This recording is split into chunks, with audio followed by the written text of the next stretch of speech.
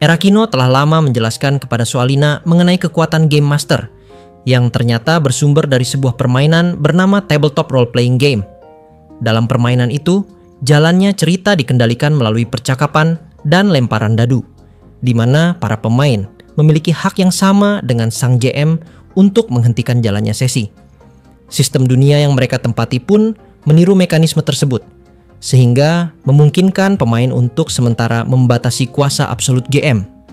Namun, langkah itu bukan tanpa risiko, sebab menghentikan sesi permainan harus disertai alasan yang sah. Jika tidak, konsekuensinya adalah hukuman berat bagi pemain yang melakukannya.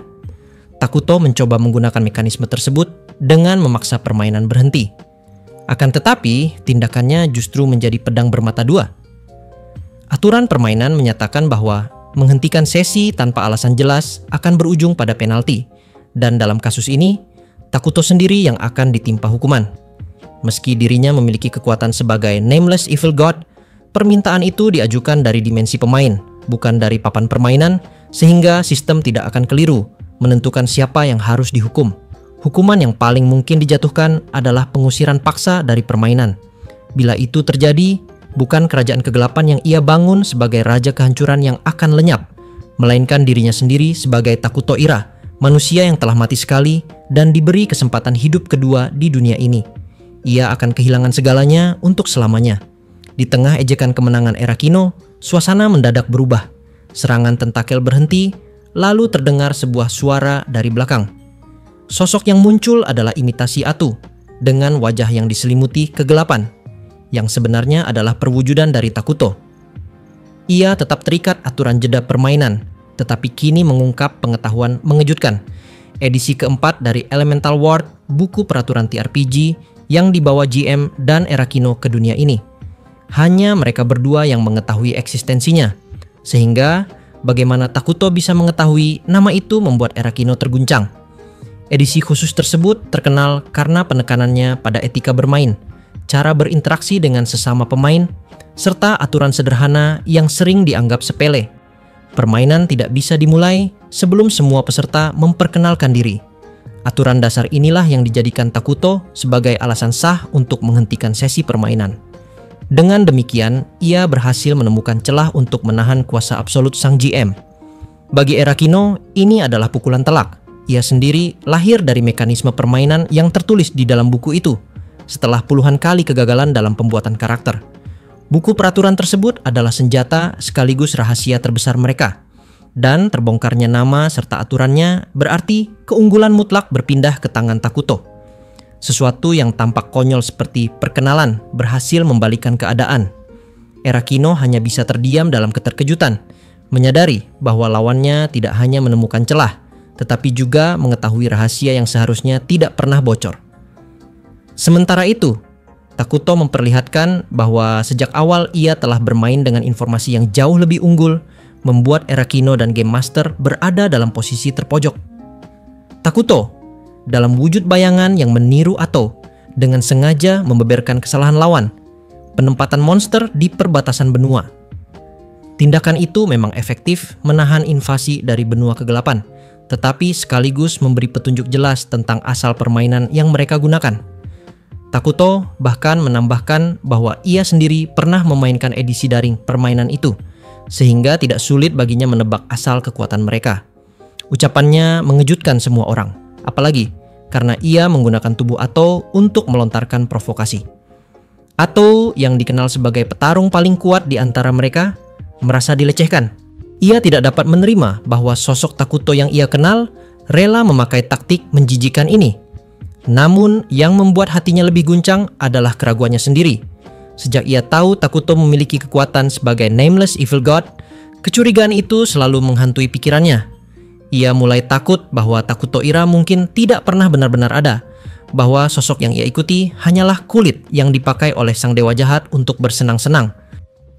Di momen itulah, sesuatu di dalam diri Atu hancur, tubuhnya gemetar, dan ia hampir roboh di tempat. Vene dan Soalina mencoba menolong, tetapi Takuto bukan tipe yang akan menyia-nyiakan peluang. Serangan tentakelnya kembali menghujani Atu. Meski ia masih mampu menangkis, keteguhan hatinya runtuh sehingga kekuatannya melemah.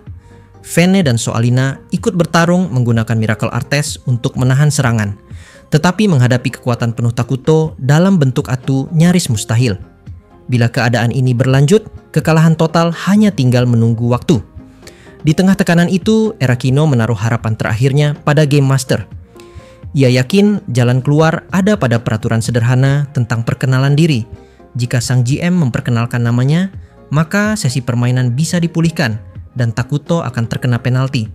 Hanya ada beberapa cara agar suara GM dapat menjangkau dunia ini, baik melalui Erakino sebagai perantara atau dengan menggunakan otoritas GM langsung. Namun, untuk alasan yang tidak jelas, sang GM ragu-ragu melakukannya. Rasa ragu itu segera terjawab. Takuto, masih dengan wajah Atu, mengungkapkan bahwa dalam permainan Brave Questers, terdapat sihir khusus yang memungkinkan seseorang mengutuk dan membunuh hanya dengan mengetahui nama asli lawan. Hal itu menimbulkan rasa takut naluriah pada GM, membuatnya enggan membuka jati dirinya. Sekali lagi, Takuto memanfaatkan keunggulan informasi untuk mengikat tangan lawan. Erakino terkejut dan penuh kebencian, sadar bahwa lawan mereka selalu unggul dalam pengetahuan. Namun, ia juga mulai curiga bahwa ini mungkin hanya tipuan. Mereka sudah berkali-kali menjadi korban taktik licik Takuto yang gemar berbohong untuk melemahkan mental musuh. Meski demikian, risikonya terlalu besar. Jika ancaman itu benar adanya, membuka nama GM bisa berujung pada kematian sekaligus kekalahan permanen. Ketegangan semakin meningkat ketika Vene memperingatkan agar tidak gegabah. Ia berpendapat bahwa keselamatan GM lebih penting karena hanya dialah yang memiliki kemampuan untuk membangkitkan kembali yang telah gugur. Erakino berada dalam dilema, terombang-ambing antara dorongan nekat untuk melawan dengan aturan permainan dan ketakutan akan risiko mematikan yang mungkin menunggu bila mereka melakukan kesalahan. Akhirnya, ia menoleh pada Atu, berharap ada jawaban yang bisa menyelamatkan mereka dari jalan buntu ini. Atu hanya bisa mengakui bahwa dirinya tidak tahu apa-apa tentang Brave Questers. Ia hanyalah karakter dari Eternal Nations, sehingga detail mengenai permainan lain berada di luar jangkauannya. Pengetahuannya sebatas beberapa tokoh lawan yang pernah mereka hadapi, tanpa pemahaman mendalam tentang sistem atau mekanisme permainan tersebut. Erakino, yang sebenarnya tahu lebih sedikit lagi, semakin frustrasi. Informasi tentang apakah benar ada sihir yang bisa membunuh hanya dengan mengetahui nama sejati seseorang tetap menjadi misteri. Namun bayangan Takuto memanfaatkan celah itu. Ia menegaskan bahwa Game Master mereka pun tak akan tahu banyak karena ia hanyalah manusia biasa yang dipilih secara acak oleh lemparan dadu. Takuto bahkan mengklaim dirinya pernah mendengar informasi itu secara langsung, seolah ia telah menyusup sejak lama dan mengumpulkan rahasia mereka tanpa disadari. Perkataan itu memperjelas bahwa banyak informasi berharga telah bocor ke tangan Takuto tanpa mereka sadari. Dan kini setiap kepingan pengetahuan itu berubah menjadi senjata melawan mereka. Ia lalu mengarahkan ejekan tajam kepada Vene, memanggilnya wanita bodoh yang tega bersekutu dengan seorang penyihir demi kebahagiaan pribadi. Emosi Vene tersulut, amarahnya meluap, membuat pertahanannya goyah. Dalam sekejap, sebuah tentakel menghantam tubuhnya dan melemparkannya ke dinding yang masih berdiri. Meski luka itu tidak fatal, armornya ternodai darah. Dan ia jelas tidak akan bisa kembali ke medan tempur dalam waktu dekat. Tubuh rapuh yang selama ini ia sembunyikan di balik jubahnya, kini terungkap sebagai kelemahannya. Takuto tidak lagi peduli padanya dan beralih pada target lain. Ia bergerak dengan kecepatan Atu, melesat ke arah mimbar dengan gerakan hampir mustahil diikuti mata. Saat itu, tubuh bayangan yang menirukan Atu mulai terdistorsi. Sejenak wujudnya bergetar, lalu kegelapan pekat muncul, seolah-olah dunia sendiri menolak kehadirannya.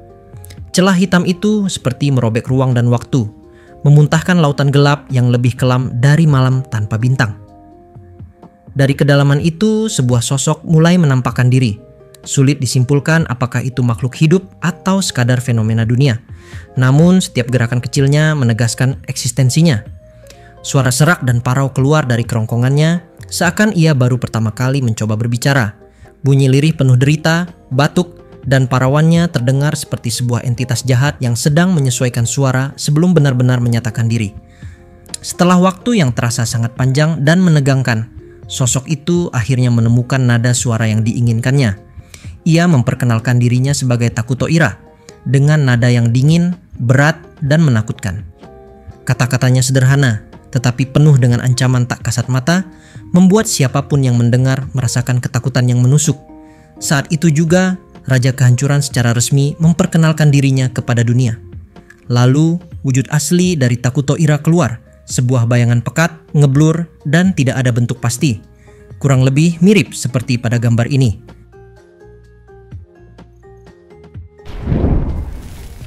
Kehadirannya yang asli jauh lebih menekan daripada sekadar tiruan, membuat para Saint maupun para Witch gemetar hingga ke dasar jiwa mereka. Kegelapan murni yang ia pancarkan seolah menolak cahaya, menyesakkan udara, dan menghantui batin siapapun yang menyaksikannya. Atu, yang pernah melihat bentuk ini sebelumnya ketika ia masih menjadi pengikut setia Takuto, kini dipaksa mengakui bahwa sosok yang berdiri di hadapannya bukan lagi manusia biasa. Ia adalah perwujudan sejati Raja Kehancuran. Pertanyaan yang menghantui pikirannya pun menyeruak. Apakah Takuto Ira sejak awal memang makhluk mengerikan seperti ini? Di tengah ketegangan itu, langkah berat pasukan terdengar mendekat. Dipimpin oleh Komandan Paladin Fjord, pasukan elit Lenea yang berhasil dihimpun kembali memasuki reruntuhan katedral. Mereka sepenuhnya berbalut zirah, wajah-wajah mereka mantap tanpa ketakutan. Fjord sendiri telah memerintahkan evakuasi warga sipil, lalu mengumpulkan semua prajurit yang siap mati demi menyelamatkan dunia dari kehancuran. Para paladin ini bukan hanya bertarung demi nyawa mereka, melainkan demi membalas kematian rekan-rekan yang telah dibantai, serta demi semua jiwa tak berdosa yang kini digantungkan pada ujung pedang Raja Kehancuran. Namun, keyakinan baja mereka segera diremukan. Takuto, dengan kelicikannya, tiba-tiba menjelma menjadi tiruan Soalina, berdiri di mimbar dan memancing kebingungan besar. Dua sosok Saint Soalina kini hadir sekaligus, sulit dibedakan mana yang asli dan mana yang palsu. Paladin yang belum memahami situasi hanya bisa kebingungan, sukar mempercayai apa yang mereka lihat. Dengan otoritas GM masih terkunci, tak ada jalan untuk segera meluruskan keadaan. Di tengah keraguan itu, salah satu dari kedua Soalina mengambil keputusan berani. Ia menyatakan bahwa jalan paling sederhana adalah membiarkan yang asli mengalahkan yang palsu, meski harus mengorbankan hidupnya sendiri. Ucapan itu membuat semua yang hadir terperangah. Apakah ini tindakan sembrono atau justru keteguhan seorang Saint yang rela berkorban demi generasi berikutnya? Erakino terkejut dan panik, tidak sanggup menerima bahwa sahabat pertamanya rela mengorbankan diri. Namun Atu justru melihat harapan di balik keputusan itu. Bagi Atu, pengorbanan Soalina bukanlah akhir. Dengan kekuatan sejati sang GM, mereka masih memiliki kemungkinan untuk membangkitkan kembali yang gugur. Maka, jika mereka berhasil menyingkirkan Takuto Ira sekaligus menghentikan jeda permainan, semua pengorbanan itu akan berbuah kemenangan mutlak. Kata-kata itu membuat Erakino terdiam sesaat, menyadari arah pemikiran Atu yang dingin sekaligus realistis. Meski hatinya hancur karena kehilangan Takuto yang ia kenal, Atu kini lebih memilih menjamin kemenangan sahabat-sahabat barunya. Dan dengan itu, pertarungan dimulai. Dua Soalina yang tampak identik mengangkat doa yang sama, menyeru pada Sang Pencipta untuk menganugerahkan api suci demi memurnikan kejahatan. Suara mereka berpadu, melantunkan mantra yang sama hingga api sakral mulai menyala di tangan masing-masing. Pertarungan penentu pun tidak bisa lagi dihindari. Yang asli melawan tiruan, dalam duel yang akan menentukan nasib dari semua yang hadir. Pertarungan api suci yang dilancarkan para Saint membakar habis gereja dan meluas hingga ke bangunan sekitar. Hanya mereka yang sanggup menahan tekanan pertempuran tingkat tinggi yang mampu bertahan di tempat itu. Para paladin tingkat bawah segera mundur, sibuk menahan kobaran api agar tidak menghanguskan seluruh wilayah. Di tengah kobaran itu, Takuto Ira masih dalam wujud bayangan gelapnya, terjebak dalam serangan tiada henti dari Soalina. Serangan yang datang silih berganti membuatnya tidak memiliki celah untuk melakukan serangan balik. Semua konsentrasinya terkuras hanya untuk bertahan hidup. Satu-satunya perbedaan antara sang peniru dan sosok asli hanyalah ketulusan hati yang ditanamkan dalam setiap serangan. Perbedaan kecil itu justru menjadi penentu, menjadikan sang asli lebih unggul dari imitasi. Pertarungan panjang antara yang nyata dan yang palsu akhirnya mencapai titik yang pernah terjadi sebelumnya. Tongkat suci milik Soalina menusuk perut Takuto, menyalut tubuhnya dalam pilar api yang tak pernah padam. Api itu diklaim mustahil dapat ditahan oleh makhluk hidup manapun, bahkan oleh penggunanya sendiri. Semua yang menyaksikan yakin bahwa kehancuran absolut telah menimpa sang raja kehancuran untuk kedua kalinya. Atsu menyadari bahwa segalanya telah berakhir. Kekalahan Takuto Ira tampak tidak lagi bisa disangkal. Kesalahan yang dilakukan sejak awal saat dirinya terjerat taktik licik lawan telah membawa malapetaka yang tak bisa dibalikan.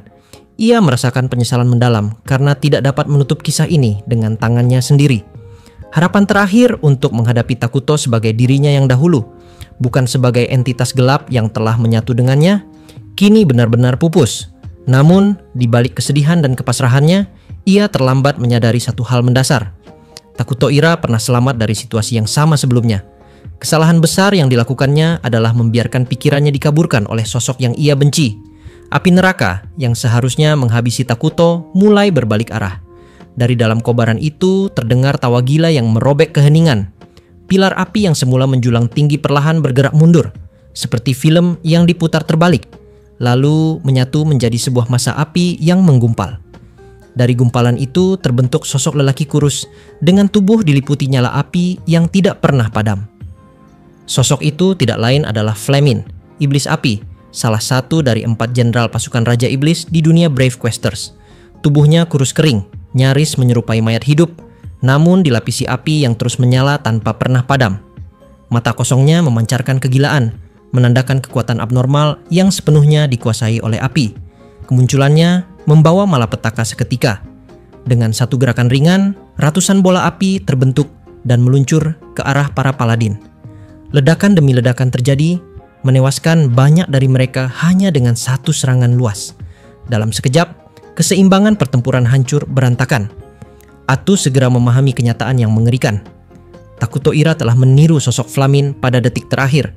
Kemampuan iblis api itu untuk menyerap seluruh serangan berbasis api dan mengubahnya menjadi pemulihan diri telah digunakannya untuk bertahan hidup. Api neraka yang semestinya menghanguskan tubuhnya justru menjadi sumber kekuatan yang memulihkan luka fatal di dalam tubuhnya. Jawaban atas misteri bagaimana ia mampu selamat dari serangan terdahulu akhirnya terungkap. Takuto Ira, sang raja kehancuran, sekali lagi membalikkan keadaan dengan meniru sosok mengerikan yang bahkan pernah menjadi musuh terkuat bagi pasukan Minogra. Tatapan terkejut segera terarah pada sosok Flamin. Tubuh kurusnya yang diselimuti api tak pernah padam kini menjadi pusat perhatian. Raut wajahnya menegang seolah terganggu oleh sorotan mata yang menusuknya. Sebuah perubahan mendadak mulai tampak. Meskipun ia masih dalam wujud Flamin, kesadarannya perlahan berbaur antara dirinya dan sosok yang ditiru.